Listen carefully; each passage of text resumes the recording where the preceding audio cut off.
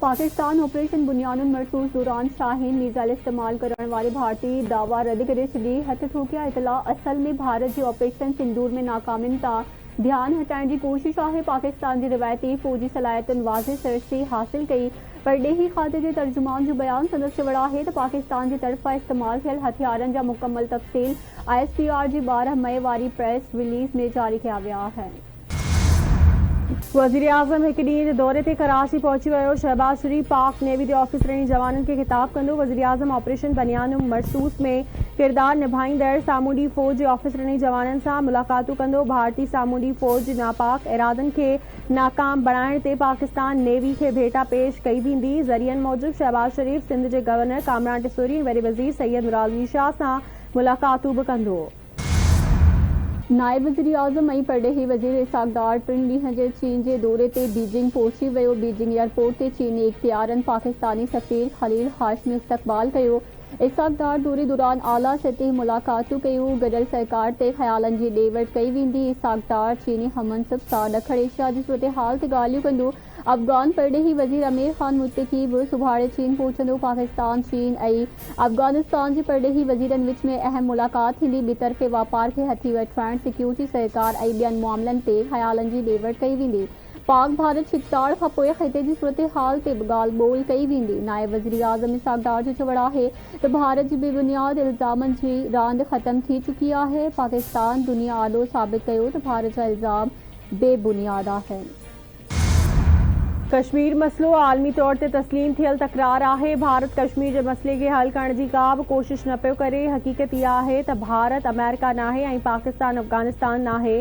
पाकिस्तान दुनिया में हिन वक़्तु सभ खां वधीक दहशतगर्दी जो शिकार मुल्क आहे। पाकिस्तान में जनवरी 2024 खां हिन वक़्त ताईं 3700 खां वधीक दहशतगर्दी जा वाक़िया थी चुका आहिनि। 17 महीननि जे घटि अरसे में 3896 माण्हू मारिजी विया, जिन मां 1314 शहीद थिया। असांजा लखे माण्हू मारिजी विया आहिनि। दहशतगर्दी जी सरपरस्ती ऐं पुठभराई भारत करे रहियो आहे।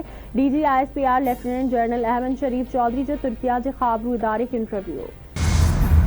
Air chief marshal Zaheer Ahmed Babar Sidhu squadron leader शहीद उस्मान यूसुफ जी रिहाइश का आमद। Air chief marshal Zaheer Ahmed Babar Sidhu जी शहीद उस्मान जे वारिसनि सां ताज़ियत। ISPR मूजिब एयर चीफ स्क्वाड्रन लीडर शहीद उस्मान यूसुफ खे ख़राज तहसीन पेश कयो। Air chief marshal Zaheer Ahmed Babar Sidhu जो CMH रावलपिंडी जो दौरो, हथियारबंदनि फ़ौज जी ज़ख़्मी जवाननि ऐं शेरनि जी अयादत। एयर चीफ मार्शल चवे थो शहीदनि जी ख़िदमत ऐं क़ुर्बानियूं हमेशा क़ौम खे यादि रहंदी।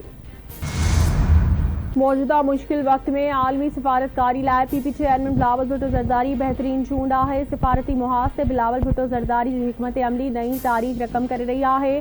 बिलावल भुट्टो ज़रदारी जो रवैयो दलील वक़ार दुश्मन खे बि सोचण ते मजबूर करे छॾींदो आहे। PP सेनेटर श्री रहमान जो बयान चवे थी भारत जूं 7 टीमूं मुखालफ़त में उमाइण बिलावल भुट्टो ज़रदारी जी परॾेही पॉलिसी जी कामयाबी जो सबूत आहिनि। सिफारतकारी जी जंग में बिलावल भुट्टो ज़रदारी भारत जो कूड़ो बयानियो मिट्टी में मिलाए छॾींदो। बजट जूं तैयारियूं IMF ऐं मुआशी टीम विच में ॻाल्हियुनि वारी टीम में नाणे वारी वज़ारत FBR प्लानिंग कमीशन जा अमलदार शामिल। IMF जे वफ़द सां गॾु स्टेट बैंक जा अमलदार बि ॻाल्हियुनि वारी टीम में शामिल। ॻाल्हियुनि में दरामदाद ऐं बरामदाद ते टैक्स घटाए, रियल एस्टेट खे रिलीफ फराहम करण ऐं पघारदार तबिके ते टैक्स जो बार घटाइण लाइ तजवीज़ूं IMF आॾो रखियूं वेंदियूं। पीपल्स पार्टी चेयरमैन बिलावल भुट्टो ज़रदारी सां एक्साइज़ टैक्सेशन जे वज़ीर मुकेश कुमार चावला जी मुलाक़ात। चेयरमैन खे पंहिंजे खाते जे हवाले सां ब्रीफिंग। बिलावल भुट्टो ज़रदारी सां अब्दुल बारी पिताफ़ी जी बि मुलाक़ात। तक जे मसइलनि बाबति आगाही। मुलाक़ातनि जे मौक़े ते पीपल्स पार्टी लेडीज़ विंग जे मरकज़ी सदर फरियाल टालपुर बि मौजूद। सीनियर सूबाई वज़ीर शर्जील इनाम मेमण ऐं तवनाई वारे वज़ीर नासिर हुसैन शाह जो चेरी हेडक्वार्टर वहू चीज़ जो दौरो। शर्जील इनाम मेमण ऐं Nasir Hussain Shah automobile company Chery holding group जे हेडक्वार्टर वहू जो दौरो कयो।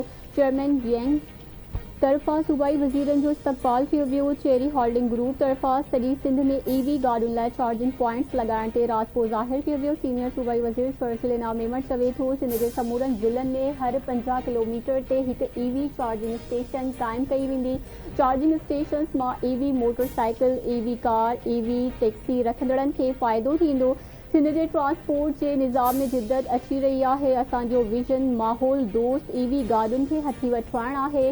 चेरी होल्डिंग्स ग्रुप ख़ातिरी कराई आहे त सॼी सिंध में EV चार्जिंग स्टेशन लगाया वेंदा। EV चार्जिंग स्टेशन कायम थियण सां सिंध जे माण्हुनि खे रोज़गार मिलंदो। EV मिनी ट्रक्स जो असेंबलिंग प्लांट बि कराची में कायम कियो वेंदो।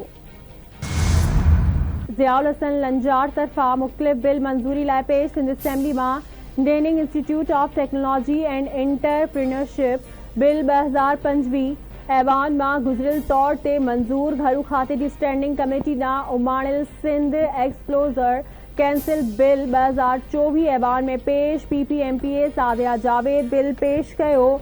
2023 गरियल तौर मंज़ूर कयो वियो। आगा ख़ान मिल्कियत use taxation and transfer bill घरू वज़ीर ज़ियाउल हसन लंजार पेश कयो। आगा ख़ान मिल्कियत use taxation and transfer bill 2025 गरियल तौर ते मंज़ूर कयो वियो। ज़रूरत मूजिब कराची में पाणी न ॾेई सघिया आहियूं। हब डैम जे शेड्यूल मूजिब 15 ॾींहंनि खां पोइ 6 कलाक पाणी ॾिनो वेंदो आहे। बिजली जी लोड शेडिंग जे करे पाणी जी सप्लाई मुतासिर थींदी आहे। सूबाई वज़ीर सईद गनी जो सिंध असेंबली में ख़िताब।